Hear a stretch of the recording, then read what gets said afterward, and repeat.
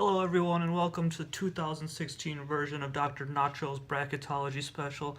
It's great to have you all here and I'm so excited to talk about this year's Bracketology. And a happy day before St. Patrick's Day to you all. I'm going to be heading to Chicago tomorrow in the morning. Can't wait to celebrate with some of my best friends after quite the road through medical school. We all made it out, and I'm so proud of everyone. So let's get straight down to business here. Let's start talking about this year's bracket. Hope you haven't filled yours out yet. If you have, you still have time to change.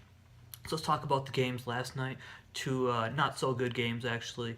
The Florida Gulf Coast Eagles cruised over the Fairleigh Dickinson Knights, which I expected, as well as the Shockers over the Commodores rather handily. No surprises here. And I think tonight you won't really see very many surprises either. I'm going to go with the Southern Jaguars over the Holy Cross Crusaders, who are 14 and 19, the worst team to ever make it to the one of the worst teams ever to make it into the tournament. So I'm going to go with the Southern Jaguars. I'm going to take the Wolverines over the Tulsa Golden Hurricanes.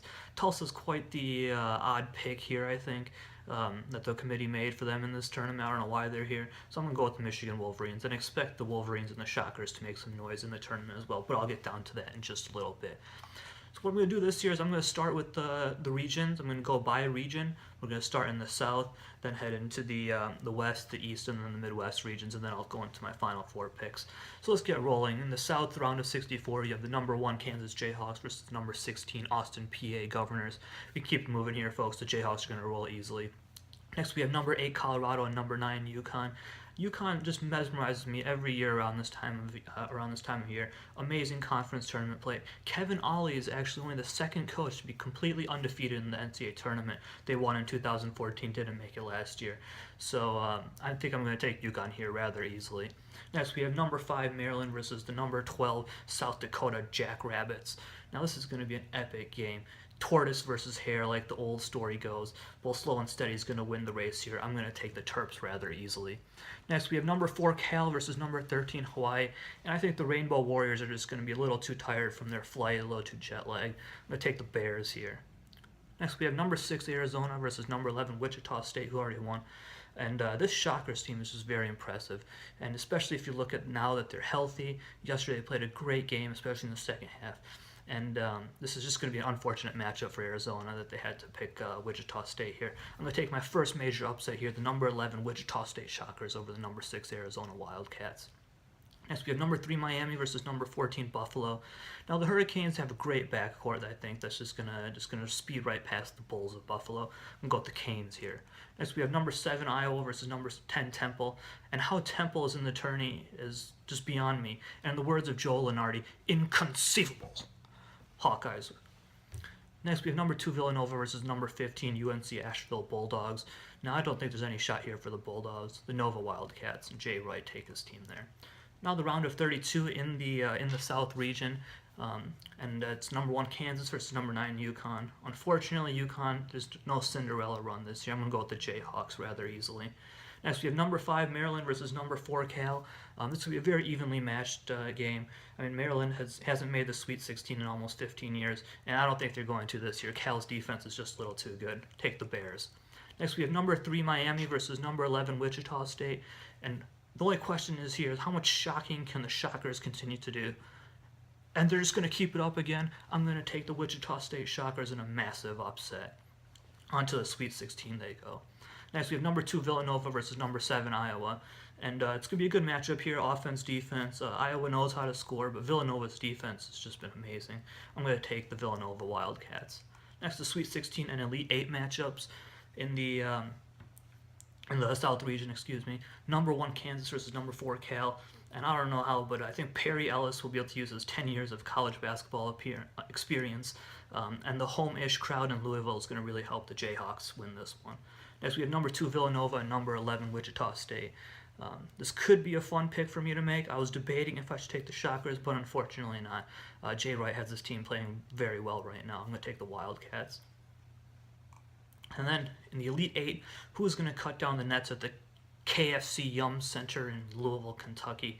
I'm not quite sure in this game. It's going to be an excellent game. And this is going to be a very strong region. Whoever gets out of here will be definitely a threat in the Final Four. But I'm going to take that defense of Villanova once again. And I'm going to take the Wildcats in this, cutting down the nets at the KFC Yum Center and heading to Houston. Next, let's move on to the West region. In the West round of 64, you have Oregon versus who I'm projecting to be the Southern Jaguars coming out. Nothing to see here, folks. Let's take Oregon. Let's move on. Number 8, St. Joe's Hawks versus the number 9, Cincy Bearcats. And this is going to be a good game, I think, too. One of the better 8-9 matchups, pretty evenly matched. But the Hawks are just very, very fast, and I think they're just going to run the Bearcats out of the gym. So let's just take St. Joe's. Number 5, Baylor versus number 12, Yale. This is Yale's first tournament in almost 50 years and expected to be a special one. I'm going to take Mackay Mason on a game-winning 3 in Providence, Rhode Island, where all the Ivy League schools are going to meet up, and the Bulldogs take it.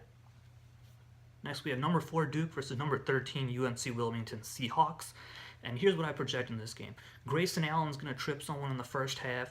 He'll get a technical, flagrant, stay in the game, and then he'll trip someone again in the second half, and then he'll finally be forced to be kicked out of the game, and the Seahawks are going to take a 13-point monumental upset in the second half. UNC Wilmington will take on the number 12 seed Yale in the next round. Number 6, Texas versus number 11, Northern Iowa Panthers. And Northern Iowa is another head-scratcher, I think, this year by the committee, in my opinion. I'm going to take the Longhorns here. Number 3, Texas A&M versus number 14, University of Wisconsin, Green Bay Phoenix. And being from Wisconsin, I'm kind of partial to maybe taking Wisconsin here, but unfortunately the Buck's going to stop here. I'm going to go with the Aggies. Number 7, Oregon State versus number 10, VCU. This is the best non-conference win here for Oregon State when I was going through their schedule was against Tulsa.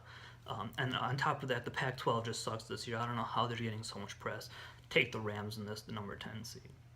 Next, number 2, Oklahoma versus number 15, CSU Bakersfield Roadrunners. Meet. Pow! Ooh, that Roadrunner just ran right into a wall. The Sooners take it. In the round of 32 is number 1 Oregon, number 8 St. Joe's. As much as Oregon is overrated this year, I just don't see them losing in Spokane, close to home, Ducks. Number 12 Yale versus number 13 UNC Wilmington. Bulldogs in a classic 12-13 seeded thriller matchup here. Bulldogs. Next we have number 6 Texas versus number 3 Texas A&M. What a matchup this is going to be in OKC. All the Big 12 fans. It's going to be a classic old school Big 12 matchup. Now Texas A&M's in the SEC. They'll be happy to see their partners from the University of Texas. But anyways, I think the Aggies are playing great after getting through the SEC tournament, so I'm going to take the Aggies in this one. Next, we have number 2 Oklahoma and number 10 VCU. And as much as the Rams could be a trendy upset here, I think, it just won't happen. It's going to be a de facto home game in Oklahoma City for the Sooners. Oklahoma takes it. Next, we have the Sweet 16 matchups here. Number 1 Oregon versus number 12 Yale. And the Ducks fans are just going to be so excited to go to Disneyland, Anaheim. They're just going to have a huge crowd there. I'm going to take the Ducks. Next, we have number 3 Texas A&M versus number 2 Oklahoma. And this is going to be such a raucous matchup. Once again, a classic old Big 12 matchup. But I think National Player of the Year candidate Buddy Hield is just going to be too much for the Aggies to handle. Sooners. Finally, the 1-2 seeds are both going to make it here in Anaheim. And I think Oregon's going to be pretty lucky to get here this far. But thankfully, they've been given a really good schedule and a very good route to get to the Elite Eight. But unfortunately, they're going to be trampled by the Sooners attack. That Sooners attack is just way too strong. Well, all right, folks, we're going to take a quick commercial break. I need to sip on some water here and talk to my people and continue getting some news and any sort of last-second updates I need to make. But we'll be back shortly. All right, welcome back, folks. We're going to finish up here talking about the East Regional as well as the Midwest Regional, and I'll just jump straight into the Final Four, I think, right after that. And let's get going here. We have the number 1 seed UNC Tar Heels versus the number 16 Florida Gulf Coast Eagles. This would be quite the upset to see here, I think. I'm just too scared to pick a 16 seed, though. Tar Heels. Next, number 8 USC versus number 9 Providence. I'm very torn on this matchup. Again, another good 8-9 matchup, but I'm going to go with the Friars because, like I said, I really don't like the Pac-12 this year. They're getting too much credit this year. Next, number 5 Indiana versus the number 12 Chattanooga Mocs. I'm just going to take the Hoosiers easily here, nothing to talk about. Next, number 4 Kentucky versus the number 13 Stony Brook Seawolves. I think Kentucky is really underseeded in this tournament. I saw Calipari talking about his team. He's not very happy either. They're just going to be too powerful. I'm going to take the Wildcats. Next, number 6 Notre Dame versus number 11 Michigan, who I'm projecting to win later tonight. And I'm beginning to think now that it's actually more advantageous to play in the playing game. I think you have less rest. You're a little bit more in the flow of the game, and you're used to playing. I think it's really helpful that if you can win that play-in game, you'll play better in the next round. So I'm going to take the Wolverines in an upset of the Irish here. Next, number 3 West Virginia versus number 14 SF Austin, Stephen F. Austin Lumberjacks. You know, Lumberjacks haven't lost since 2015. They have not lost a game in this in the year 2016. And you know what? I don't expect them to lose here. Upset alert right here. My only number 14 seed, the Lumberjacks beat the Mountaineers of West Virginia. Next, number 7 Wisconsin versus number 10 Pitt. What kind of Badger would I be if I didn't pick Wisconsin? Badgers. Next, number 2 Xavier versus number 15 Weber State. And I'm going to take Alexander Dumas, leading the Musketeers to victory. Next, the round of 32, number 1 UNC versus number 9 Providence. Again, this is in the East Regional. The Tar Heels are just going to be too much in a de facto home game in Raleigh, North Carolina. Next, number 5 Indiana versus number 4 Kentucky. This is just going to be an epic game. You have two powerhouses, traditional powerhouses, in the Hoosiers and the Wildcats. And expect the Wildcats, though, to win here. They're going to wipe that smirk right off of Tom Crean's face. Next, number 11 Michigan versus number 14 Stephen F. Austin. And I think the rodeo is going to stop here for the Lumberjacks. The Wolverines are just a little too talented. And who would have known they would have even made it this close, especially after losing Karis LeVert in the due to injury earlier this year. So it's going to be a great story for the Michigan Wolverines. Next, we have number 2 Xavier versus number 7 Wisconsin. And I think that's going to be the Badgers here, actually. I'm not being a homer here. I know I'm wearing a little Wisconsin shirt there, but I think Xavier's just been a little too unstable the last few weeks, so I'm going to go with Wisconsin in this, and they've been playing some great basketball as of late. Now to the Sweet 16, number 1 UNC and number 4 Kentucky. And this is going to be a great Sweet 16 matchup. Again, two traditional powerhouse teams. It's going to be run and gun, who can score more points, basically. And I'm going to take the Wildcats in an upset here, 86-84. Next, number 11 Michigan versus number 7 Wisconsin. Wisconsin has been on fire as of late, like I was talking about. Michigan's simply going to be overwhelmed here. I'm going to take the Badgers. And now look at what we have here in the Elite 8 in the East Regional. Number 4 Kentucky versus number 7 Wisconsin. I can't believe this is going to happen for a third straight year. We all know what happened in the last 2 years. The only thing different this year is Coach Greg Gard for Wisconsin. Will he be able to lead his new team to a Final Four in his first year? As much as I want to take the Badgers, unfortunately, it's not going to happen. I think the Wildcats are going to take this one. So let's move on to the Midwest region now. The number 1 Virginia Cavaliers versus number 16 Hampton Pirates. Let's keep on moving. Cavaliers easily. Next, number 8 Texas Tech versus number 9 Butler. I think this is going to be a really close 8-9 game again. All the 8-9 games this year are just going to be really close and exciting to watch. And I think the Butler Bulldogs are going to take it here. I mean, they have 3 scorers averaging more than 14 points a game. They're just a little too talented here, the Butler Bulldogs. Next, we have number 5 Purdue versus number 12 Arkansas Little Rock. And this will be a popular pick. I think a lot of you might be thinking, Little Rock, the 12 seed. There usually is a 12-5 upset. There has been for the last 10 years or so. And I think a lot of you guys want to pick Arkansas in this, but I don't think it's going to happen. Purdue's defense, their Twin Towers, are just going to be too much for the Trojans to handle. The Boilermakers are going to take it. Next, we have number 4 Iowa State and number 13 Iona. The Iona Gales, that is. Yet again, I think it's another popular 13-4 upset, but I just don't think it's going to happen. Iona's really overseeded, and they probably should have been a 15 seed by my count. But anyways, I'm going to take the Cyclones in this. Next, number 6 Seton Hall and number 11 Gonzaga. You got to feel sorry for the Seton Hall Pirates. I mean, it's their first tournament in 10 years, and then they get a 6 seed, but they're stuck playing Gonzaga, who's very underseeded at 11. The Bulldogs take this. Number 3 Utah versus number 14 Fresno State. And once again, I don't like the Utes at all. I don't like them. They can't. Pac-12 just hasn't been good this year. But unfortunately, I already used my 14 seed upset with Stephen F. Austin. I'm going to take Utah in this. Now we have number 7 Dayton versus number 10 Syracuse. And I think the Flyers are just going to kill it over the Orange here. I mean, the Orange barely got into this tournament by the hairs on their chinny chin. So I'm going to take the Flyers easily. Next, Michigan State versus the Middle Tennessee State Lightning. Sparty by about 200 points in this one. In the round of 32 in the Midwest region, we'll have number 1 Virginia and number 9 Butler. And this is going to be, one of the best defenses in college basketball versus a great offense in Butler. I mean, UVA's defense is just so strong. But I think I've been talking a lot about how good defense and how important that is this year.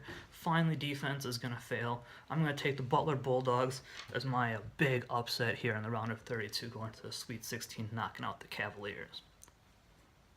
Next, we have number 5 Purdue and number 4 Iowa State. So the Purdue size, like I was saying, they got their twin towers, and their defensive prowess here is going to prevail once again. I'll take the Boilermakers over the Cyclones. Next, number 11 Gonzaga and number 3 Utah. Like I was saying, earlier, I really don't like the Utes, and it's nothing personal at all against Utah or the Pac-12. Actually, it is personal. I'm going to take the Gonzaga Bulldogs. Next, number 2 Michigan State versus number 7 Dayton. Denzel Valentine already won Sports Illustrated Player of the Year. Who knows if he pulls off the upset against Buddy Hield in the Naismith? We'll see. Sparty rolls. Next, in the Sweet 16. In the Sweet 16, we have, in the Sweet 16, we have Butler versus Purdue. The 9-seed Butler Bulldogs versus Purdue. And I think Butler's just going to run out of gas here. It's going to be a little bit too much, having won 2 tough games to begin with. And again, playing a strong defensive team, Boilermakers. Next, number 11 Gonzaga versus number 2 Michigan State. Sparty rolling here again. They're just going to barrel through to the Elite 8. Finally, number 5 Purdue versus number 2 Michigan State. And, the United Center, I think, is just going to essentially turn into Sparta. It's going to be about 15,000 Michigan State fans to a little trickling of these Purdue Boilermakers fans. So I'm going to take Sparty cutting down the nets at the United Center and rolling on here. So let's talk about my Final Four. This is going to be such a thrilling Final Four. You have Villanova, Oklahoma, Kentucky, Michigan State.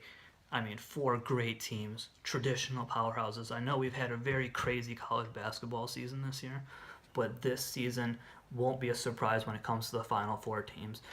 All the teams are starting to take flight just at the perfect time.